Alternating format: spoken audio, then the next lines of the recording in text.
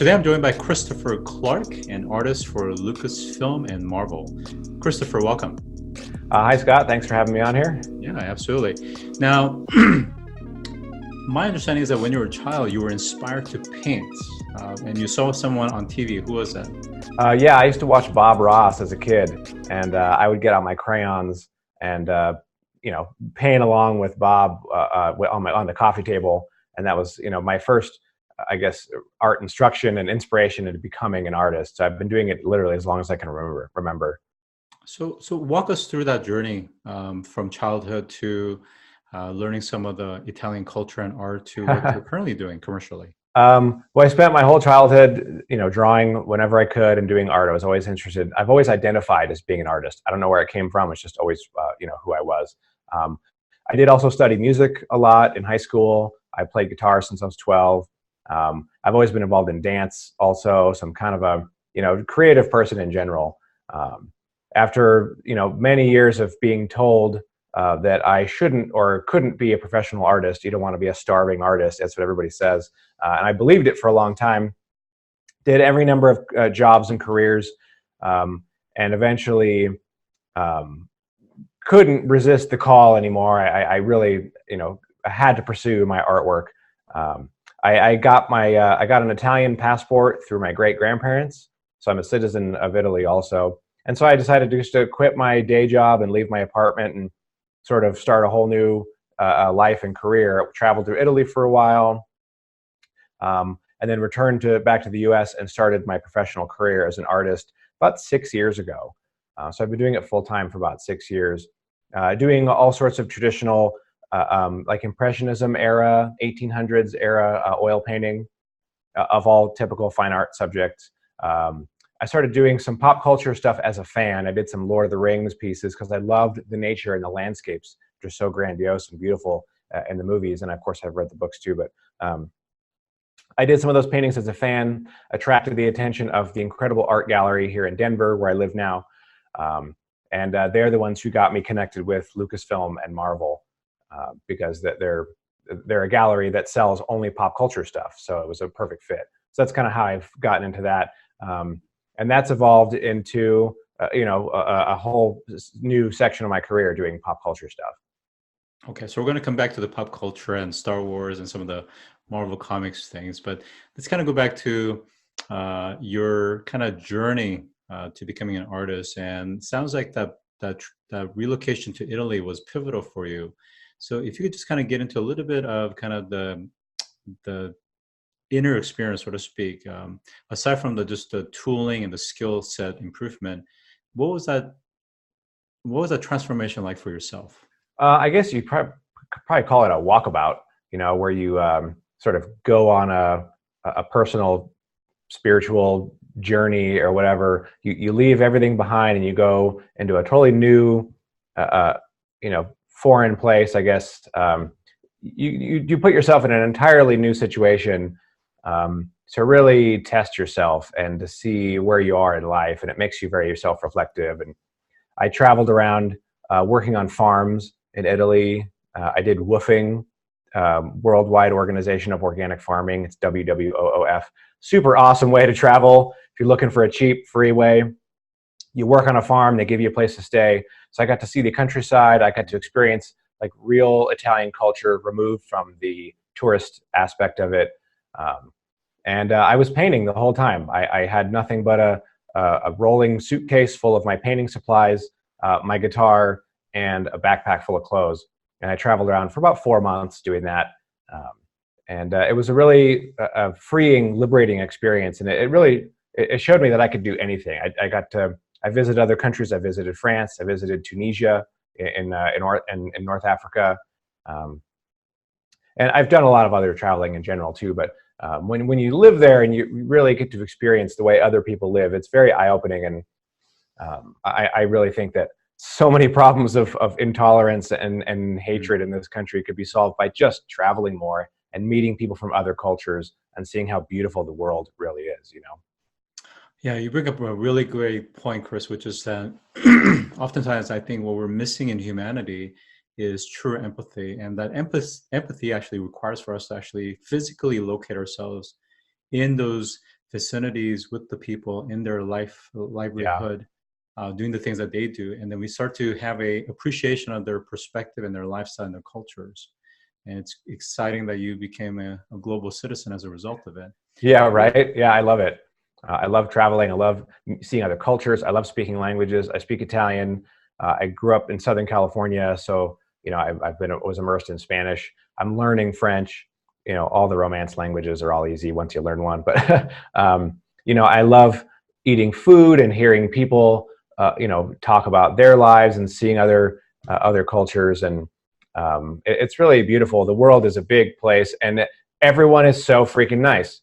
You go travel anywhere and people are so welcoming and kind, and we have a lot of fears and prejudices about other cultures, but just go visit and live there, and you'll see that people are all over the world are just really nice people. So this is a really nice segue to talk about what we were just kind of discussing before the recording, is that art is a medium for not just storytelling, but for communicating ideas and important changes, such as Yeah. climate change. So tell us about art for you, and how are you using art?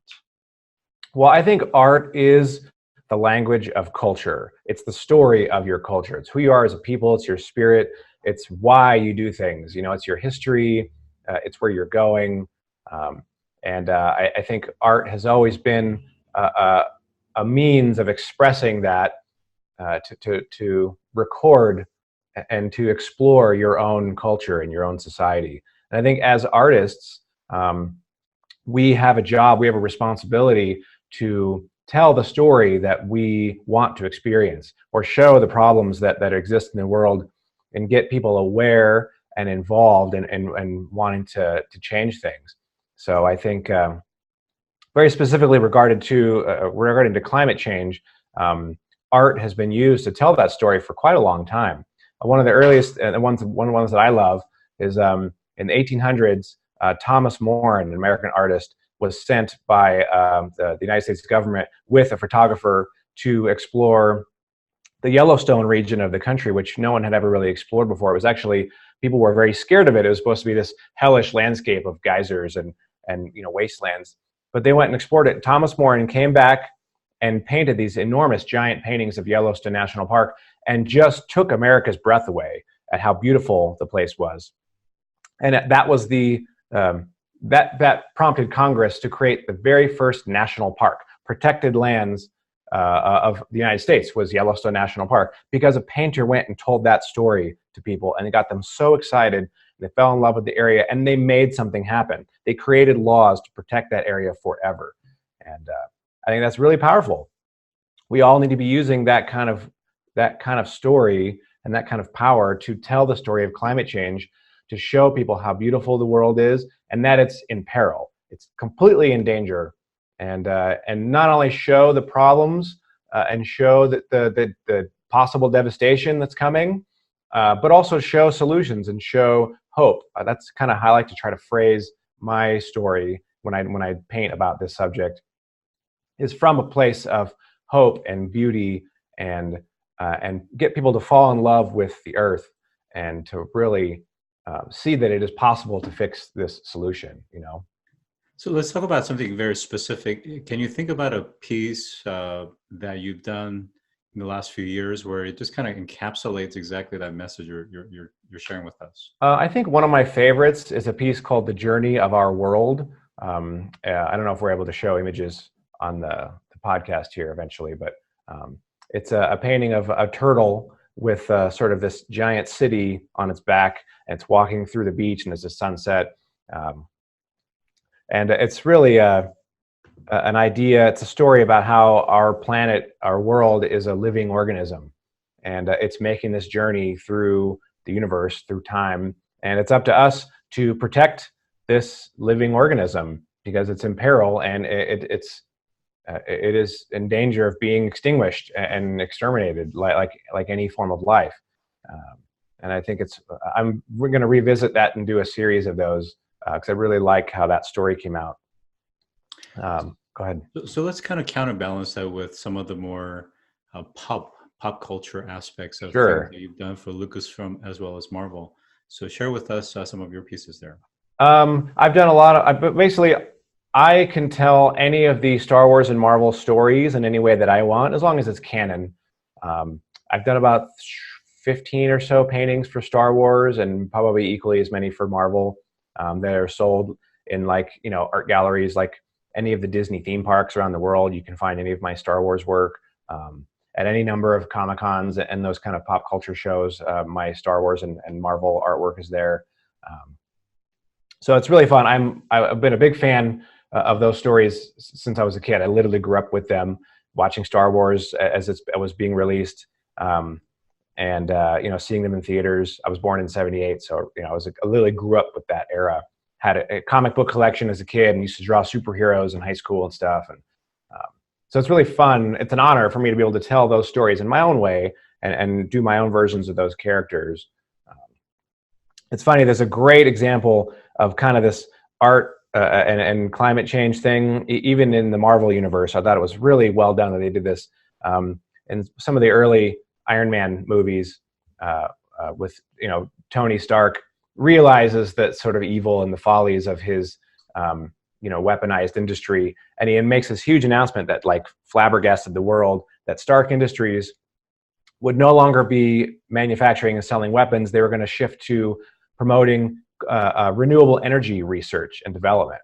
And I think that was a really huge message for like the youth of the world, seeing this this superhero that they look up to making this kind of decision, and seeing that it actually is possible, and that people at that level can care about this problem enough to make such a drastic change like that. It's a great message that I think connects with a lot of those viewers. And I think that was really smart of them to do that kind of thing. Yep. So we only have about a minute left. If you can share just real briefly, what are you doing personally to combat climate change? And then lastly, how people can follow your work.